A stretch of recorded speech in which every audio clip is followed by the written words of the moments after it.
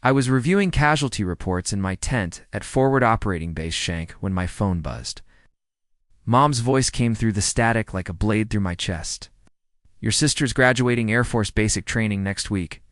We're all going to be there. Well, everyone who matters." The line went quiet for a beat. Then she delivered the punch. "We told her not to expect you. You've never been there for family anyway. Too busy playing soldier to care about real success." I held the phone away from my ear and stared at it.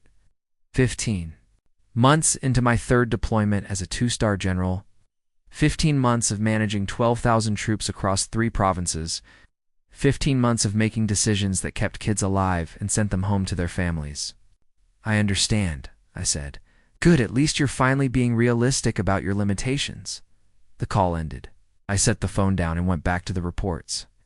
Alpha Company had taken small arms fire near Gardez. No casualties. 3rd Platoon needed a resupply of medical equipment. I signed the requisition and moved to the next folder. My aide knocked and entered without waiting for permission. Standard protocol in a combat zone. "Sir, your 1900 briefing is ready." "Thank you, Captain." I walked to the briefing room like I always did. Same steady pace, same focused attention, same job that needed doing, regardless of whatever else was happening in the world. But something had shifted. Mom's words kept cycling through my mind during the intelligence update, playing soldier, as if the last 22 years were some elaborate game I'd been too stubborn to quit. The briefing ended. I returned to my quarters and opened my laptop. Searched for flights from Bagram to San Antonio. Found one that would get me to Lachlan 3 days before Lisa's graduation. I booked it. Lisa joined the Air Force because she wanted to prove something.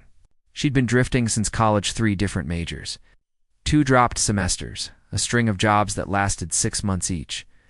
Mom and Dad had been patient, but their patience had limits. "Maybe the military will give her some direction," Dad had said during one of our monthly calls. Structure, purpose. You know, I knew. I joined the Army straight out of high school for similar reasons. Needed something bigger than myself to belong to. But Lisa's path was different. She'd always been the smart one, the one who could talk her way out of anything. Teachers loved her. Coaches wanted her on their teams even though she'd never played. Sports. She had this way of making people feel like they were the most important person in the room. I was 3 years older and had always been the disappointment. Average grades, quiet. Spent too much time reading military history and not enough time at family dinners. When I graduated and enlisted, Mom cried for 3 days, not because she was proud, because she thought I was throwing my life away. "College is your only shot at a real career," she'd said. "The military is for people who can't make it in the real world." I tried to explain that the Army would pay for college, that I could build a career in the military, that it wasn't just a placeholder for people without options. But she'd already made up her mind.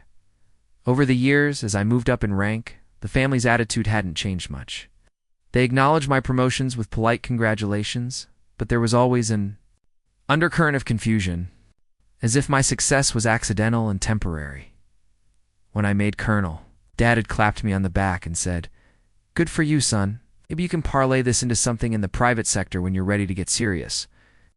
When I made general, Mom had smiled and said, "Well, you've certainly surprised us all." It meant well, but they'd never understood that the military wasn't my backup plan. It was my calling. Lisa's decision to enlist had caught everyone off guard. She'd been working as a barista and living in their basement for 8 months. No direction. No momentum. Then one day she walked into a recruiting station and signed papers. I want to do something that matters," she'd told me during a brief phone call. "Something real, like you do." It was the first time anyone in my family had acknowledged that. My work might actually matter.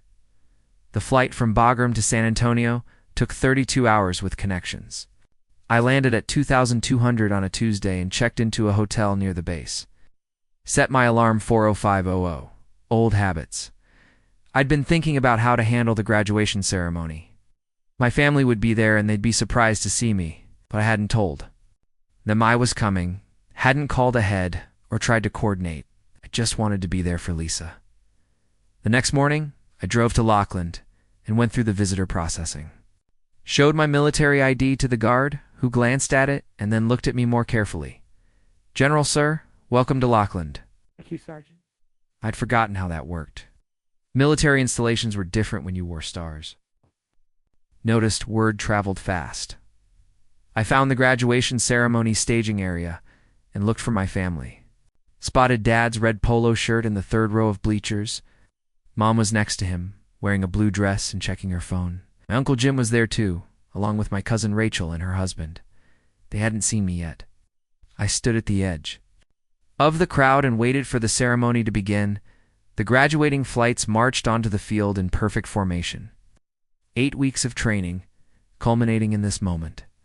I scanned the ranks looking for Lisa and found her in the second row, third flight.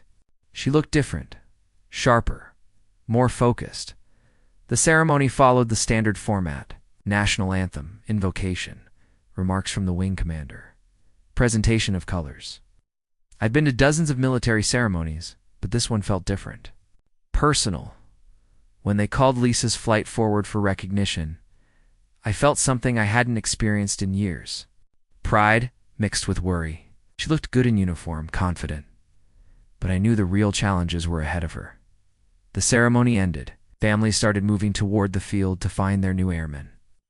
I stayed in the bleachers and watched my family walk down to meet Lisa. They surrounded her with hugs and congratulations. Mom was crying. Dad was taking pictures. I was about to head down to join them when a hand touched my shoulder, General. I turned around.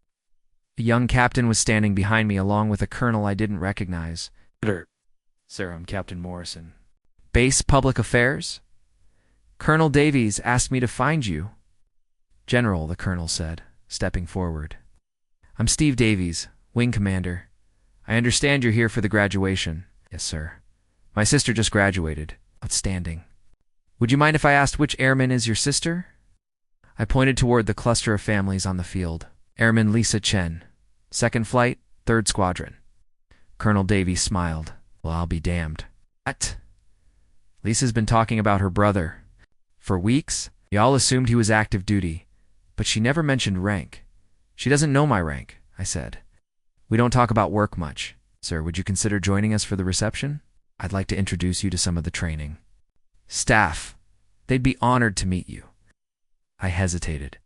"I don't want to make a scene. This is Lisa's day." "Of course, sir. But I think the staff would appreciate the opportunity to meet someone of your caliber." Just briefly, I nodded. "All right." We walked down to the field together. Colonel Davies led me toward a group of training instructors who were talking with some of the new graduates. As we approached, I could hear them discussing various aspects of the training program. "Ladies and gentlemen," Colonel Davies said, "I'd like you to meet General Chen." The conversation stopped. Everyone turned to look at me. Instructors, a master sergeant with 20 years of ribbons on his chest, stepped forward. "Sir, it's an honor." "Master Sergeant Williams. Good to meet you, Sergeant. You've done excellent work with these airmen." "Thank you, sir. Your sister is one of our top graduates. She's got real potential." I was about to respond when I heard Mom's voice behind me. "Excuse me, are you looking for someone?" I turned around. My family was standing there looking confused. They'd been walking toward the reception area when they'd seen me talking to the colonel and training staff. "Mom, Dad," I said. "I made it after all." Mom stared at me for a long moment. Then she looked at Colonel Davies and the group of instructors who were still standing at attention. "I'm sorry," she said to the colonel. "I think there's been some confusion. This is my son Michael. He's in the Army." "Yes, ma'am," Colonel Davies said. "General Chen told us he's here for his sister's graduation." "General," Mom repeated. The word hung in the air like a question mark. I could see her trying to process what she'd just heard. Dad was looking back and forth between me and the colonel. Lisa was standing behind them, her eyes wide. "Ma'am, Colonel," Davies said, "your son is a 2-star general. He's currently deployed to Afghanistan as a division commander." Mom's face went through several expressions in rapid succession. Confusion, disbelief, something that might have been recognition 2-star. She said quietly, "Yes, ma'am." "General Chen is one of our most senior commanders in theater." The silence stretched out for what felt like minutes. Finally, Lisa stepped forward. "Michael, you're a general. Yes, for how long? 2 years. Why didn't you tell us? I looked at my family. Mom was still staring at me with that same confused expression. Dad was shaking his head slowly. Uncle Jim was standing behind them with his mouth open.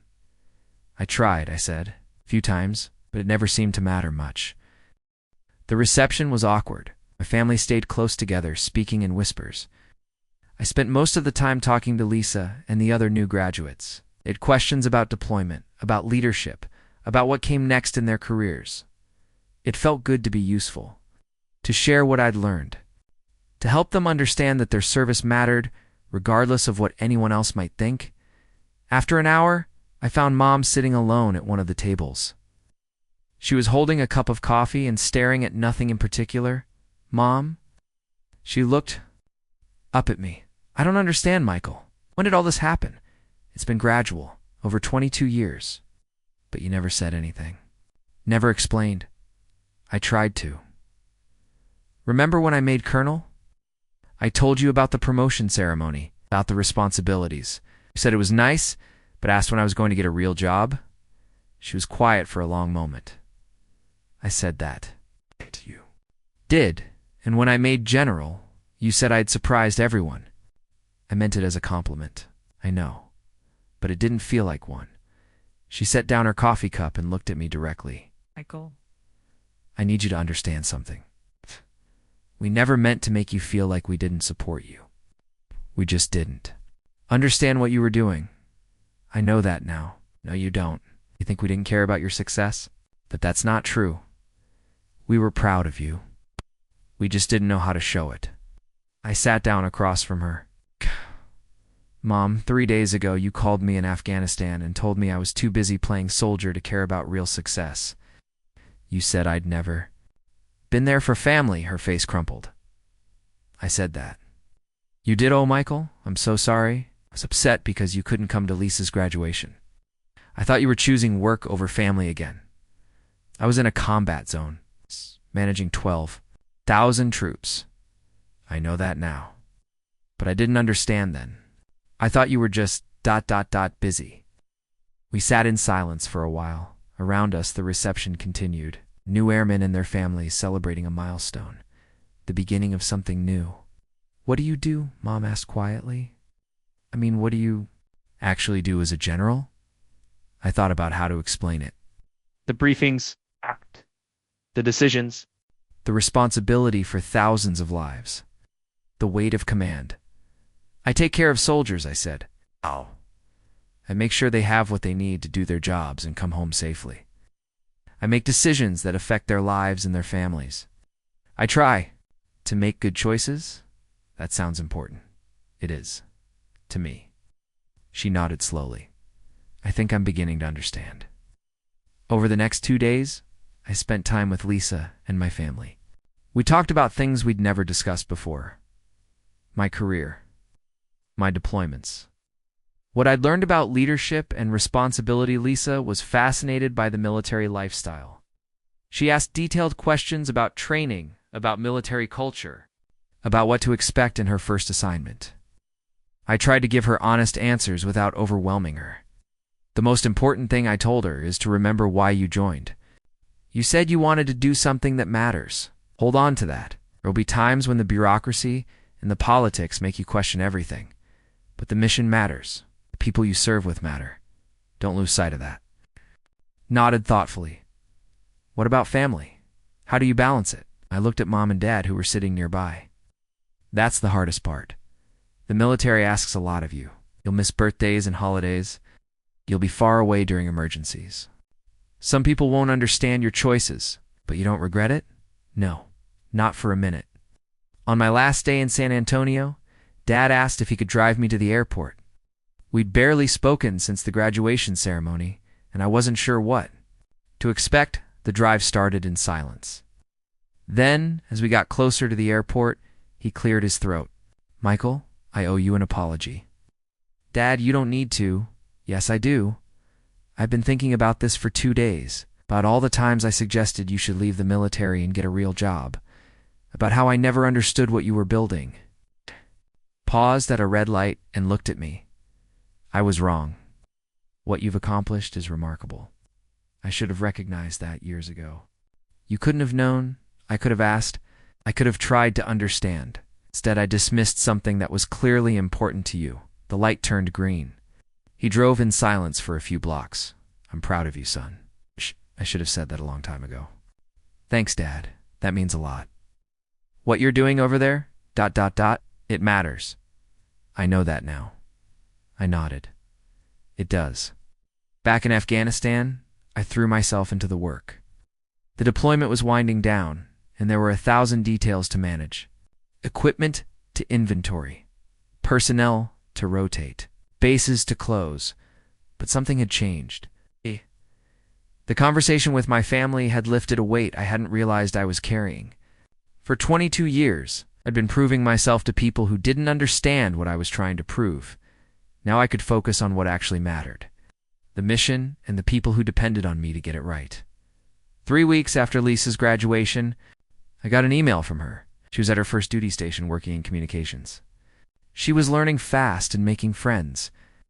She'd found a mentor, a senior NCO who reminded her of me. I understand now, she wrote, why you stayed in the Army. This isn't just a job, it's a calling.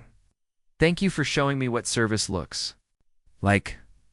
I printed the email and kept it in my desk drawer. Read it whenever I needed a reminder of why I'd chosen this path. My deployment ended in November. I flew home to Fort Bragg and resumed my duties as division commander. The work was different, less immediate, more strategic, but equally important. In December, I got a call from Mom. Michael, I have a favor to ask. What's that? Lisa's coming home for Christmas? She's been telling everyone about her brother? The general, the neighbors want to meet you. Would you consider coming home for the holidays? I smiled. I'd be honored. Good. And Michael, I want you to wear your uniform. I want people to see what my son has accomplished. Christmas dinner was different that year. Dad asked me to sit at the head of the table. Mom introduced me to the neighbors as my son, the general. Lisa wore her dress blues and sat beside me. During dinner, Uncle Jim asked me about Afghanistan, about leadership, about what it meant to be responsible for so many people. I answered his questions honestly. Talked about the challenges and the rewards, about the privilege of leading soldiers, about the weight of command. It sounds like a huge responsibility, he said. It is, but it's also an honor. These are good people doing important work. My job is to make sure they have what they need to succeed. After dinner, Lisa and I walked around the neighborhood. It's the same streets where we'd grown up, the same houses where our friends had lived. Do you ever wonder what would have happened if you'd chosen differently? She asked. You mean if I'd gone to college instead of enlisting? Yeah. Or if you'd gotten out after your first term and gone into business. I thought about it, sometimes, but I can't imagine doing anything else. This is who I am. I'm glad you didn't change, she said.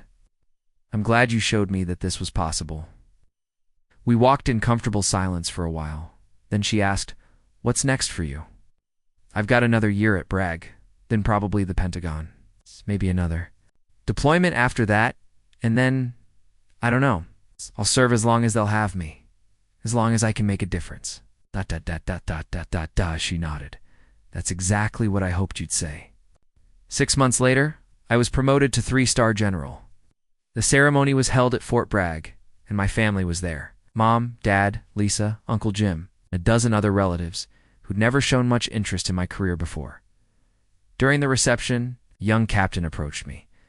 He was recently back from deployment and wanted to thank me for a decision I'd made 18 months earlier. A decision that had probably saved his life. Sir, I don't know if you remember, but you redirected our convoy route during the spring. Offensive? We would have driven right into an ambush. I remembered. It had been one of dozens of tactical decisions I'd made that week. Important at the time, but not something I'd thought about since. I'm glad you made it home safely, Captain. Yes. Sir, I just wanted you to know that it mattered. That decision, it mattered to me and to my family. Year after he walked away, Mom appeared at my elbow. What was that about? He was thanking me for something that happened in Afghanistan. Something you did? Something I decided? A small decision? That turned out to be important. She was quiet for a moment. You make those kinds of decisions all the time, don't you? Yes. People's lives depend on them. Yes. She reached out and straightened one of my ribbons. I'm proud of you, Michael. I should have told you that a long time ago. You're telling me now? That's what matters. I retired as a 3-star general after 28 years of service. The ceremony was held at the Pentagon, and my family was there. Lisa, now a staff sergeant, was one of the honor guards. After the ceremony, we had dinner at a restaurant in Arlington. The conversation was easy and natural. My family asked about my retirement plans, about what I'd learned during my career, about what advice I'd give to young officers. The most important thing, I told them, is to remember that service isn't about you. It's about something bigger. It's about the people you serve with and the people you serve for. It's about doing your duty even when no one is watching. Even when no one understands, Lisa asked, especially then. Later that night, I was sitting in my hotel room reading emails when my phone rang. It was Mom. Michael, I wanted to call and tell you something. What's that? I wanted to apologize for all the years I didn't understand what you were doing. All the times I made you feel like your service didn't matter. Mom, we've been through this. No, let me finish. Today at the ceremony, I watched those young officers and NCOs. I saw how they looked at you, how they talked about you. I realized that you've been taking care of people for 28 years, and I never understood that. She paused. I'm proud of you, not just for the rank or the medals, but for the person you became, for the leader you became. Thank you, Mom. That means everything to me. I love you, son. I love you too. A year later, I was sitting on the porch of my cabin in Montana when I got a letter from a young soldier I'd served with in Afghanistan. He was getting married and wanted to invite me to the wedding. He also wanted to thank me for a conversation we'd had during a particularly difficult time in his deployment. You told me that service was about doing the right thing even when it was hard, he wrote. That advice got me through some dark times. It's still getting me through. Thank you for showing me what leadership looks like. I folded the letter and put it in my desk drawer with dozens of others. Notes from soldiers and their families. Thank you cards from people whose lives had been touched by decisions I'd made, often without knowing it. That evening, I called Lisa. She was stationed in Germany now, working as a communications specialist. She loved the work and was considering making the military a career. I've been thinking about what you said at your retirement ceremony, she told me, about service being bigger than yourself. What about it? I think I understand now. It's not about proving anything to anyone. It's about being part of something that matters. Exactly. I'm glad you showed me that. I'm glad you never gave up on what you believed in. I'm glad you found your own path. After we hung up, I sat on the porch and watched the sun set over the mountains. The quiet was different from the quiet of a forward operating base, peaceful instead of tense. But it was still quiet. Tomorrow I'd get up early and work on my book. A memoir about leadership and service, about the lessons I'd learned and the mistakes I'd made, about the privilege of leading soldiers and the responsibility that came with it. But tonight, I was content to sit and remember, to think about the people I'd served with and the people I'd served for, to be grateful for a career that had given me purpose and meaning. The phone rang once more. I almost didn't answer it, but something made me pick up. General Chen. This is Colonel Martinez from Fort Bragg. I'm sorry to call so late, but I wanted to reach out about something. What can I do for you, Colonel? Sir, I'm working with a young officer who's struggling with some leadership challenges. He's a good soldier, but he's having trouble finding his confidence. I was wondering if you might be willing to talk to him, maybe share some of your experience. I smiled. I'd be honored to help. Thank you, sir. I'll have him call you tomorrow, Colonel. Sir, tell him that leadership isn't about being perfect. It's about caring enough to keep trying to do better. I will, sir. Thank you. After I hung up, I sat back in my chair and looked up at the stars. Clear night, no light pollution. Just the vast sky in the sense that I was part of something bigger than myself. That's what. I'd learned over 28 years of service, that it wasn't about rank or recognition. It wasn't about proving anything to anyone. It was about being useful, about taking care of people, about doing the right thing even when it was hard. My family understood that now. It'd seen what I'd been building all those years. It'd seen what service looked like. But most importantly, I understood it too. I understood that the work itself was the reward. That the opportunity to lead and serve was a privilege, not a burden. I finished my coffee and went inside. Tomorrow would bring new challenges, new opportunities to be useful. But tonight, I was at peace. The boy who'd enlisted to find purpose had become a man who'd found it. The son who'd disappointed his family had become someone they were proud of. The soldier who'd started as a private had become a general. But the most important thing was this. I'd learned to serve something bigger than myself. And in doing so, I'd found exactly who I was meant to be.